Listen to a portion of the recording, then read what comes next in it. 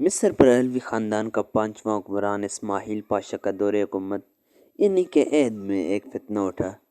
ہر کس و ناقص کے منہ میں ایک ہی سوال ہوتا تھا، جنت میں یہودی جائیں گے، عیسائی جائیں گے یا کہ مسلمان؟ اسماعیل پاشا نے مسلمانوں کی طرف سے اس دور کے عالم امام محمد عبدہ، عیسائیوں کے ایک بڑے پادری اور یہودیوں کے ایک بڑے ربی کو بلا کر ان کے سامنے یہی سوال رکھا، جنت میں کون جائے گا، یہودی، عیسائی یا مسلمان؟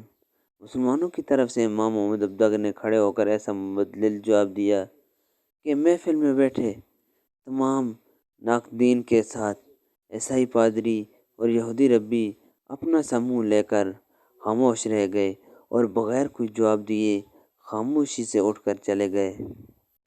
آپ کا جواب مختصر، جامع، معقولیت سے بھرپور، ادب و احترام کے ساتھ رواداری کی عمدہ مثال اور حکمت و دانائی کا مرکہ تھا۔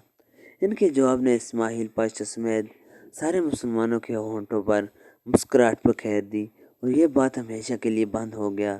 آپ نے کہا، اگر یہودی جنت میں جاتے ہیں تو ہم بھی ان کے ساتھ جنت میں جائیں گے، کیونکہ ہم ان کے نبی حضرت موسیٰ علیہ السلام پر ایمان رکھتے ہیں۔ اگر عیسائی جنت میں گئے تو ہم بھی ان کے ساتھ ہی جنت میں جائیں گے، کیونکہ ہم ان کے نبی حضرت عیسیٰ علیہ السلام پر بھی ایمان رکھتے ہیں۔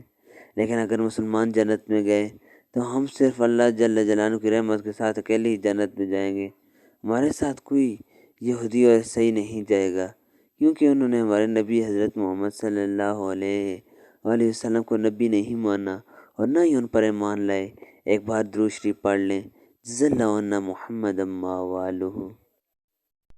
دوستو، اس چینل کو سبسکرائب کریں، ویڈیو آپ کو اچھی لگے تو اس کو لائک کریں اور دوستوں کے ساتھ بھی ضرور شیئر کریں۔